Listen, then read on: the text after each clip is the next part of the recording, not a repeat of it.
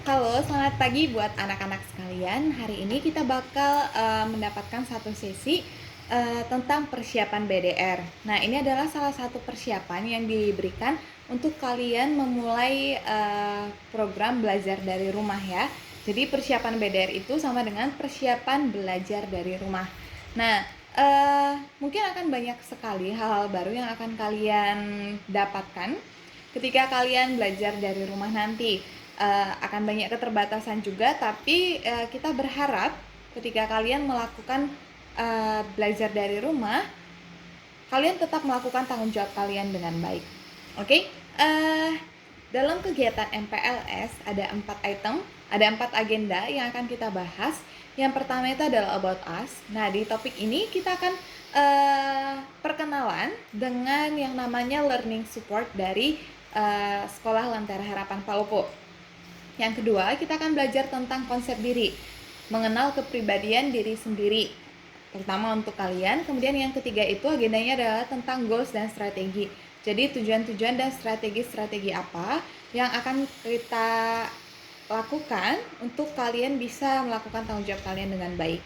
Yang keempat itu adalah content plan. Di sini adalah perencanaan-perencanaan atau cara belajar efektif dan efisien yang mungkin bisa kalian lakukan selama kalian belajar dari rumah. Oke? Nah, kita masuk yang pertama, about us. Oke? Learning support. Ibu pikir kalian mungkin di setiap sekolah ada yang namanya learning support ya. Ada yang disebut dengan wali kelas. Nah, wali kelas ini adalah learning support yang paling dekat dengan kalian. Biasanya kalian akan men-sharingkan tentang pengalaman kalian selama pembelajaran seharian, atau mungkin keluh kesah kalian dengan teman-teman kelas kalian, kejadian apa yang terjadi dalam kelas, keluarga kalian mungkin. Nah, ini biasanya learning support yang paling dekat itu adalah wali kelas.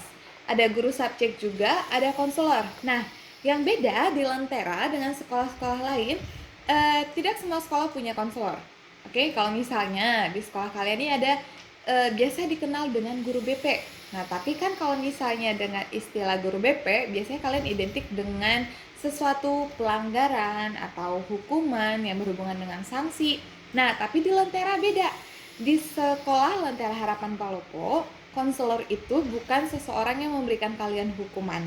Bukan ya, jadi konselor itu adalah tempat untuk membimbing kalian.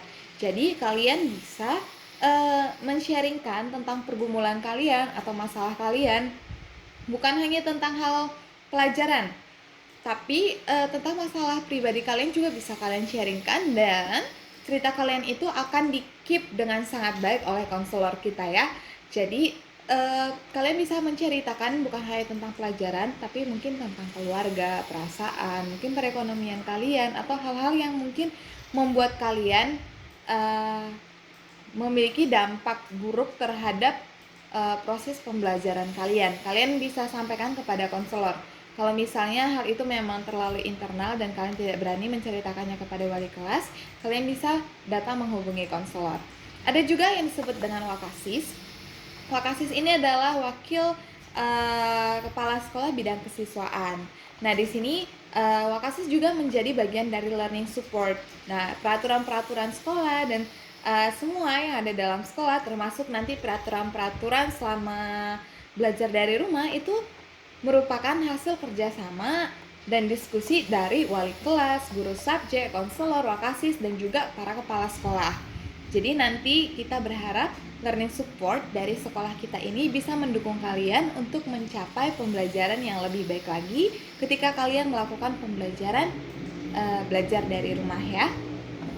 Oke, kita masuk ke agenda yang kedua, tentang konsep diri. Nah, kira-kira menurut kalian ketika kalian mendengarkan kata konsep diri, apa yang terbersit dalam pikiran kalian? Satu atau dua kata gitu. Oke, tadi ada yang bilang disiplin, ada yang bilang tanggung jawab, ada yang bilang kelebihan, kekurangan, tanggung jawab, disiplin. Nah, itu benar semua ya. Jadi, ketika kita belajar tentang konsep diri, biasanya kita lebih berbicara tentang diri kita. Nah, kalau ibu Dua kata yang akan terpikirkan ketika kita bicara tentang konsep diri adalah kesadaran diri. Oke? Ketika kita belajar tentang konsep diri, kalian harus benar-benar memiliki kesadaran. Kesadaran tentang kalian itu siapa, kesadaran status kalian itu apa, kesadaran apa yang menjadi tanggung jawab kalian, kesadaran apa yang menjadi kelebihan kalian, kesadaran apa yang menjadi tanggung jawab kekurangan, kelemahan, kelebihan. Nah, itu semua bicara tentang konsep diri. Oke, kalau misalnya kalian pernah nih di SD atau di SMP, biasanya ada tuh ya kertas-kertas yang berisi my personality atau my biodata. Nah, di dalam tulisan itu biasanya ada data-data kepribadian kalian kan. Nama saya siapa, nama lengkap, nama panggilan, usia, kelas berapa, pekerjaan, status, punya saudara berapa, kelebihan saya ini, kekurangan saya ini, hobinya apa, cita-citanya apa. Bahkan ada tambahan lagi tuh yang biasa bikin makanan kesukaan, minuman kesukaan. Nah, biasanya itu merupakan sebagian kecil dari gambaran diri kalian. Nah, mungkin selama ini kalian sebenarnya sudah mengenalnya, tapi tidak melihat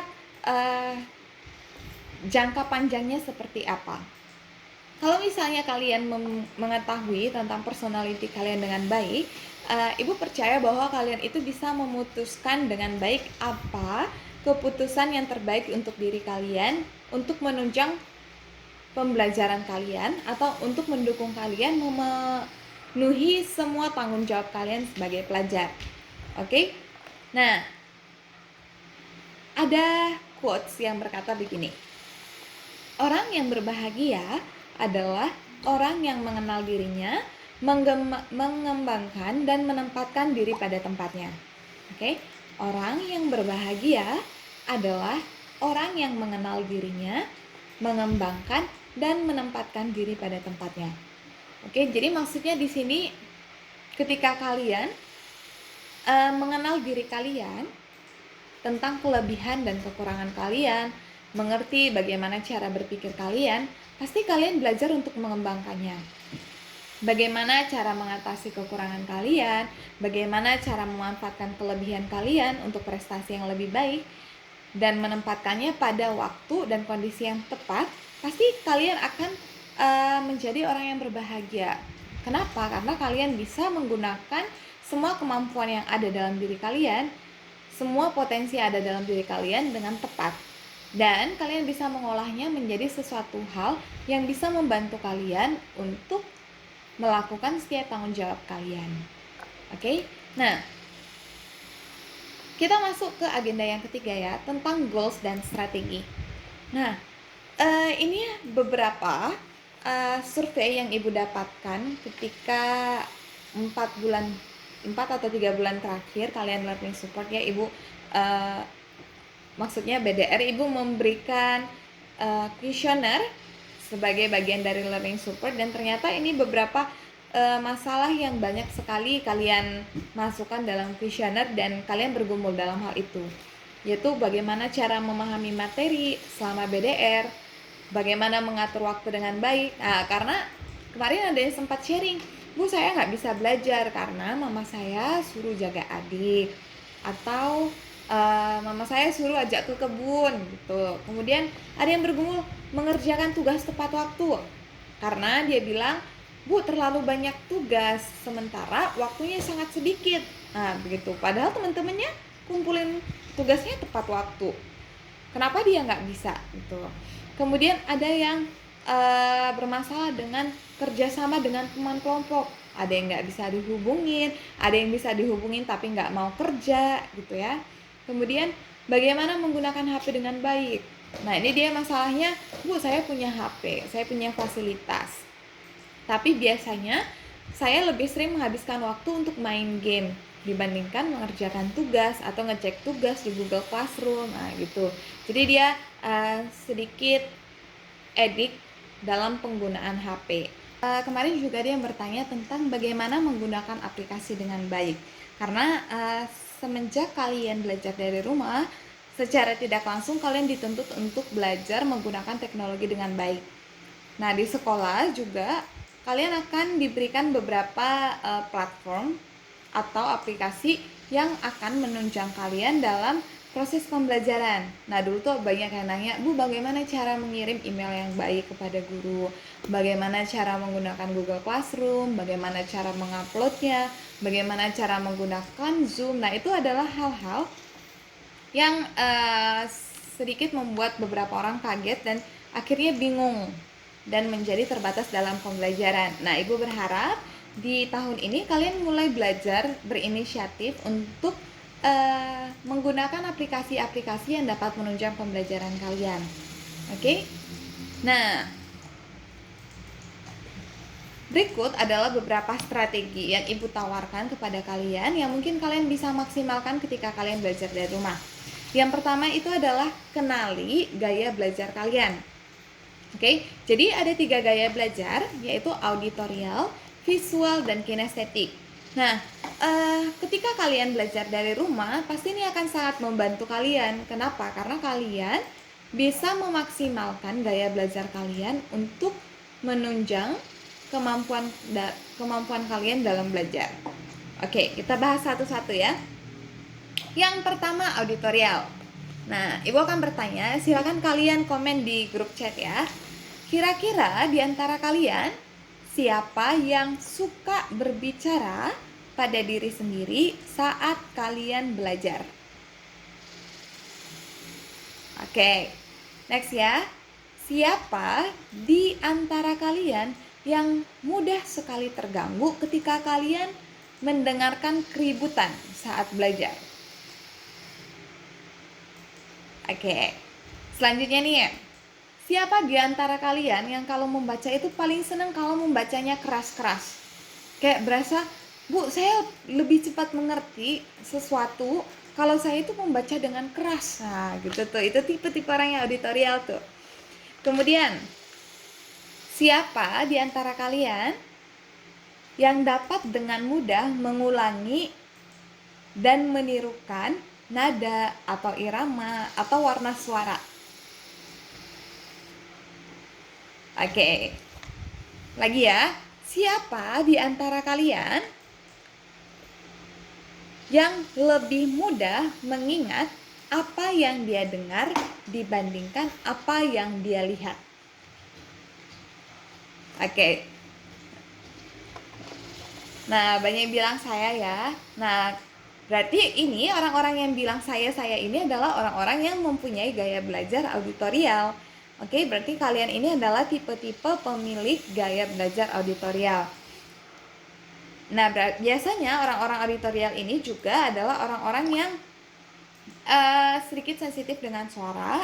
Jadi kalau misalnya kalian belajar nih, ya kalian pengen suasana yang tenang gitu, tidak ada keributan. Tapi kalian juga sangat gampang menirukan irama-irama atau pola-pola nada atau pola ketukan gitu. Oke, kita lanjut ke gaya belajar visual. Nah, sekarang Ibu tanya lagi ya. Nanti kalian bisa chat di grup ya. Siapa di antara kalian yang kalau bicara itu agak cepat? Bukan berarti cerewet ya, cuma kalau bicara itu bisa lancar, cepat. Oke, lagi. Siapa di antara kalian yang kalau belajar itu lebih suka dibacakan daripada maksud Ibu, siapa di antara kalian yang lebih suka membaca daripada dibacakan? Jadi kalian lebih paham apabila kalian membaca sendiri daripada orang lain membacakan untuk kalian. Oke, kita next lagi ya, pertanyaan selanjutnya. Siapa di antara kalian yang lebih suka musik daripada seni? Oke. Lagi, siapa di antara kalian yang bisa fokus belajar walaupun ada suara keributan?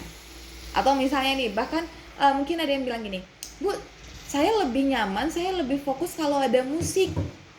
Siapa tuh? Nah, Ibu juga salah satu yang visual. Kalau misalnya ada musik, Ibu lebih fokus. gitu. Jadi sambil mendengarkan musik, sambil belajar, Ibu bisa semangat dalam mengerjakan tugas Ibu. Itu adalah tipe-tipe gaya belajar visual. Oke, kita masuk ke kinestetik ya. Coba kita masuk ke kinestetik. Silakan yang merasa dirinya kinestetik nanti bisa komen di chat ya. Siapa di antara kalian yang tidak mudah terganggu oleh keributan? Nah, ini hampir sama dengan visual ya sebenarnya. Oke, pertanyaan selanjutnya, siapa di antara kalian yang lebih suka praktek daripada teks? Oke, siapa di antara kalian yang sangat mudah menghafal apabila kalian sambil berjalan kaki? Atau keliling-keliling mungkin, atau jalan-jalan ruang tamu mungkin. Nah, itu kalian. Siapa di antara kalian yang suka belajar sambil menggoyang-goyangkan pulpen? Begini, atau goyang-goyang kaki. Nah, berarti itu adalah orang-orang kinestetik yang punya gaya belajar kinestetik. Nah, pertanyaan lagi nih. Siapa di antara kalian yang kalau mau menegur seseorang untuk diperhatikan lebih menyentuhnya daripada menegurnya? Misalkan nih, teman kalian lagi berisik, kalian mau minta perhatian dia. Lihat dulu ini gitu. Daripada kalian teriak. Misalnya, Mawar, coba perhatikan. Nah, kalian lebih identik dengan menegurnya atau memukul pundaknya daripada ngomong langsung. Nah, berarti tipe-tipe itu adalah tipe-tipe orang yang memiliki gaya belajar kinestetik. Nah, biasanya orang-orang kinestetik ini adalah orang-orang yang lebih suka mempraktekkan daripada hanya mendengarkan. Oke? Nah, kenapa Ibu menjelaskan 3 gaya belajar ini? Karena gaya belajar ini kalian bisa langsung praktekkan secara langsung di rumah kalian masing-masing. Kalau dulu di dalam sekolah kalian tidak bisa menerapkannya secara langsung. Kenapa? Misalkan nih, kalian ada dalam kelas, biasanya kan 20, 25, mungkin bahkan ada yang 30 orang. Kalau setiap orang punya gaya auditorial, ada yang visual, ada kinestetik. Yang satu nggak boleh belajar kalau misalnya ada suara. Yang satu pengen belajar tapi ada musik. Yang satu juga pengen belajar tapi ada musik. Nah, kalau kalian dalam satu ruangan kan nggak bisa, karena ada yang nggak bisa berisik. Di sini pengen berisik. Nah, itu nggak boleh diterapkan dalam kelas. Tapi karena kalian di rumah, kalian bisa menerapkan itu. Yang tipe-tipe gaya belajar visual, ingin belajar sambil dengar instrumen, boleh. Kalian bisa memaksimalkan itu. Yang kinestetik, yang dulu di kelas nggak boleh goyang-goyang kaki karena bisa mengganggu teman satu meja. Nah, di rumah kamu bisa tuh belajar sambil goyang-goyang kaki biar kamu lebih fokus lagi. Nah, di rumah kalian bisa belajar lebih fokus lagi sambil goyang-goyang kaki mungkin gitu. Yang auditorial, mungkin dulu di kelas kalian itu paling identik paling tidak suka apabila temanmu mengganggu kamu karena teman-teman kamu berisik. Nah, di rumah kamu bisa mencari tempat paling nyaman untuk kamu agar kamu bisa belajar dengan baik. Oke? Nah, Ibu mau dengan kalian mengenali gaya-gaya belajar kalian, kalian bisa mencari cara untuk bisa belajar lebih fokus sehingga dalam melakukan tanggung jawab kalian juga kalian bisa lebih bertanggung jawab lagi. Oke? Nah, selanjutnya yang kedua, strateginya adalah untuk mengenal konsep diri kalian. Ibu menyediakan satu aplikasi, memberikan satu website kepada kalian yang bisa kalian explore, yaitu www.youthmanual.com. Nah, alamat website ini Ibu dapatkan ketika Ibu berada di Learning Support. Dan Ibu berharap kalian bisa memaksimalkan website ini untuk membantu kalian mengenali tentang konsep diri kalian. Oke, nanti ketika kalian masuk dalam website ini tidak berbayar, jadi gratis. Oke, jadi nanti kalian silakan isi identitas kalian, masukkan alamat email kalian, masukkan usia, kelas, kemudian nanti di bagian sekolah Untuk SMP, kalian bisa memasukkan alamat SMP Kristen Palopo. Untuk SMA, silakan kalian masukkan SMA Kristen Palopo. Nah, Ibu sangat merekomendasikan ini bukan hanya untuk kelas 7 dan kelas 10, tapi juga kepada kelas 8, 9. Ini bisa kalian gunakan untuk penjurusan kalian ketika kalian masuk SMA. Kemudian untuk kelas 11 dan 12, kalian bisa gunakan ini nanti untuk membantu kalian dalam menentukan penjurusan dalam fakultas perkuliahan kalian. Oke, kemudian nanti kalian akan diberikan tes-tesnya tentang kepribadian kalian. Silakan kalian kerjakan dan kalian ikuti dengan sejujur-jujurnya sesuai dengan kepribadian kalian. Oke, jadi di situ tidak ada jawaban benar salah. Isi saja sejujur-jujurnya, nanti hasilnya akan keluar. Nanti bagian gaya belajar yang tadi Ibu jelaskan juga akan muncul. Nanti akan dikasih tahu, oh kamu gaya belajarnya itu auditorial kah, visual kah, kinestetik kah, nanti itu akan dijelaskan. Kemudian tes kepribadiannya juga akan dijelaskan. Mungkin nanti ada yang punya kepribadian sebagai pemimpin, seniman. Nah, itu nanti bakal banyak, ada 16 kepribadian, tapi kalian akan dibantu untuk jelaskan. Dan Ibu berharap semoga website ini bisa membantu Ibu dan membantu kalian dan membantu guru-guru sebagai learning support untuk mengarahkan kalian kira-kira kedepannya kalian akan ambil jurusan apa di tingkat selanjutnya, nanti lanjut di perkuliahan mana. Nah, untuk yang SMA kelas 12 kalian juga bisa sambil searching universitas-universitas mana yang mungkin kalian akan masuki ketika kalian nanti lulus dari SMA gitu.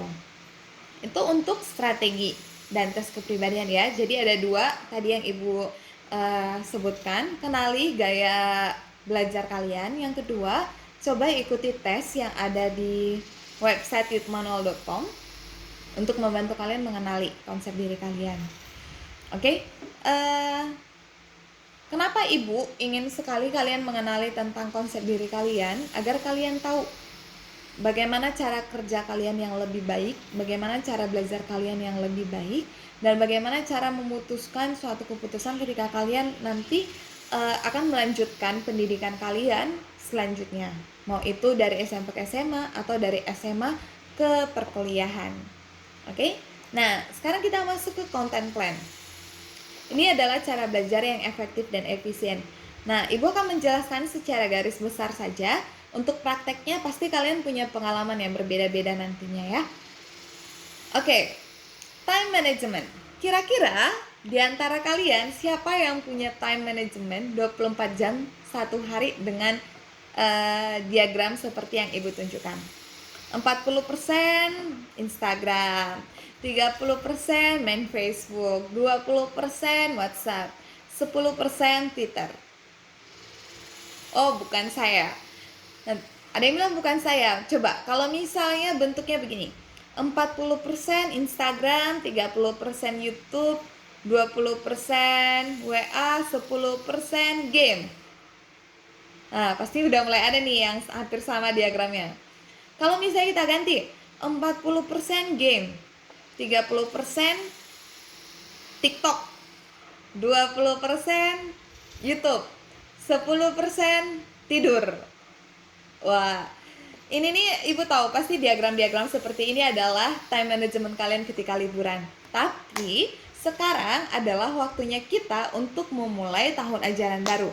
Kebiasaan time management seperti ini adalah time management yang sangat buruk dan pasti tidak akan membantu kalian dalam proses BDR, belajar dari rumah. Nah, dari sekarang, karena ini adalah first day of BDR, belajar dari rumah, kalian harus belajar mengatur waktu dengan baik. Oke, bukan berarti game nggak boleh. Oke, kalian butuh yang namanya hiburan. Cuma yang nggak boleh itu adalah apabila kalian lebih banyak menghabiskan waktu bermain game dibandingkan belajar. Oke, nah jadi ini otomatis Ibu tidak setuju. Oke, tidak setuju. Yuk kita belajar bareng-bareng ya. Nah, Ibu mau kasih saran kepada kalian, terutama anak-anak baru ya, dan mungkin juga anak-anak yang sudah lama, 8, 9, dan 11, 12. Siapa tahu kalian sudah memiliki time management yang buruk dan berantakan. Nah, nanti kalian juga akan dibantu dengan agenda. Tapi Ibu berharap selain dari agenda, kalian juga punya time management sendiri. Nah, di sini Senin, Selasa, Rabu, Kamis, Jumat, karena kita hanya belajar 5 hari, tapi kalian juga bisa menambahkannya untuk hari Sabtu dan Minggu. Oke? Tambahkan Sabtu dan Minggu kalau kalian mau. Kemudian isi dengan jadwal-jadwal pembelajaran kalian atau hal-hal yang memang harus kalian lakukan di hari itu. Oke? Jangan kalian isi setiap hari Senin game. Jangan kalian isi setiap hari Selasa YouTube, game, Instagram. Setiap hari Rabu TikTok, game, YouTube, Instagram, TikTok, game. Jangan. Itu tidak akan sangat tidak akan membantu kalian ya. Jadi usahakan kalian itu menggunakan waktu dengan baik dan prioritaskan apa yang menjadi tanggung jawab kalian. Oke, prioritas utama itu adalah apa yang menjadi tanggung jawab kalian. Nah, karena status kalian adalah seorang pelajar, pastikan dalam time management kalian memasukkan proses pembelajaran di kolom paling atas. Atau kalian bisa nambahkan satu kolom, atur waktunya. Dari jam 1 sampai jam 12, dari jam, kok ketukar sih? Maaf. Maksudnya dari jam 7 sampai jam 8, jam 8 sampai jam 9, jam 9 sampai jam 10, dan seterusnya. Oke, belajar tentang time management. Oke, selanjutnya adalah buat suasana belajar yang menyenangkan. Nah, Ibu percaya di antara kalian itu pasti memiliki suasana belajar yang berbeda-beda. Misalkan ada orang yang suka belajar itu di lapangan terbuka atau halaman yang terbuka atau di alam. Ada orang yang suka belajar itu di ruangan tertutup. Gitu ya. Nah, sekarang karena learning from home, belajar dari rumah, kalian bisa menggunakan momen ini untuk membuat suasana belajar yang menyenangkan sesuai dengan keinginan kalian.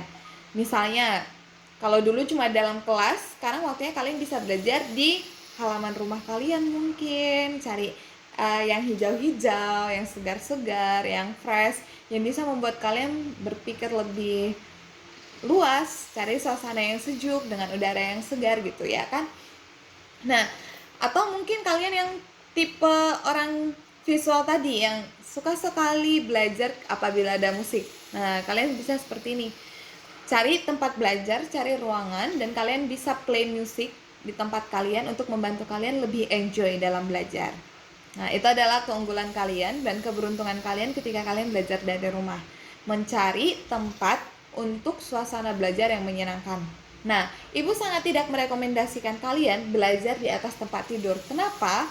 Karena godaannya itu sangat kuat. Oke, ketika kalian belajar membuka buku pertama, halaman pertama, matanya masih on, halaman kedua masih on, 3 mulai redup, 4 mulai redup, lama-lama tidur. Oke, jadi Ibu sangat tidak merekomendasikan. Usahakan kalian itu belajar di atas meja. Oke, di atas meja, tidak ada yang di atas tempat tidur. Cari tempat yang memang benar-benar kondusif dan nyaman untuk belajar, tapi juga menyenangkan untuk kalian. Oke. Selanjutnya adalah merangkum pokok pembelajaran atau mencatat hal penting. Nah, mungkin nanti suatu waktu guru kalian akan memberikan kalian teks atau meminta kalian untuk membaca suatu file atau teks atau buku. Belajar untuk merangkum pokok pembelajaran dan mencatat hal-hal yang penting. Oke, jangan kalian dikasih 5 halaman bacaan, kalian catat 5 halamannya. Kasian, sayang buku kalian, sayang tinta pulpennya. Oke, percuma juga kalian nggak akan paham kalau misalnya kalian catat semua. Belajar untuk mencari pokok-pokok pembelajaran. Intinya apa sih? Apa sih hal yang penting dalam bacaan ini? Nah, itu cara berpikir kritis kalian akan diasah dalam hal tersebut ya. Nah, kemudian mengerti bukan menghafal. Oke. Nah, di sini kalian harus belajar lebih lagi karena kalian belajar dari rumah, kalian harus benar-benar paham. Kalau kalian hanya menghafal, hari ini kalian hafal, besok siapa tahu mungkin lupa. Oke? Jadi belajar untuk memahami. Kenapa gue harus paham? Ya karena kalau kalian paham, kalian bakal mengingat itu terus sampai kapanpun. Dengan konteks yang berbeda, kalian masih tetap bisa menerapkan konsep tersebut. Oke, jadi usahakan mengerti sebuah pembelajaran dan bukan menghafalnya. Apalagi kan belajar dari rumah, Ibu yakin guru-guru juga akan berusaha membuat suatu tugas yang lebih meningkatkan pemahaman kalian dibandingkan hanya sekedar menghafal. Karena ya siapa tahu kalian bisa contek, bisa plagiarisme gitu ya. Tapi ya walaupun begitu, seandainya pun ada tugas-tugas seperti itu, Ibu berharap kalian tidak melakukan hal tersebut. Kenapa? Karena nanti kalian bisa dapat fail, oke? Gagal. Jadi jangan sampai ada yang nyontek, jangan sampai ada yang melakukan plagiarisme. Kemudian belajar bersama. Ya Bu, gimana mau belajar bersama? Kan belajarnya dari rumah, kan sendiri, kan temen nggak boleh datang ke rumah. Gimana dong? Nah, kenapa Ibu sangat merekomendasikan kalian untuk tetap melakukan belajar bersama? Karena kita ini adalah makhluk sosial. Kita juga butuh orang lain. Kalian juga butuh teman-teman untuk membantu kalian. Oke, kalian bisa berkomunikasi dengan teman kalian melalui chat group mungkin di dalam kelas kalian, mungkin melalui video call. Emang buat apa, Bu? Nah, kenapa? Karena ini bisa membantu kalian untuk memastikan apakah yang kalian pahami itu benar atau salah. Atau kalian juga bisa menjadi berkat buat teman kalian yang kurang paham. Ketika teman kalian thank you. Does anyone have any question? Oke, kalau misalnya kalian ada pertanyaan, silakan kalian chat atau hubungi ibu atau wali kelas kalian untuk pertanyaan yang lebih lagi.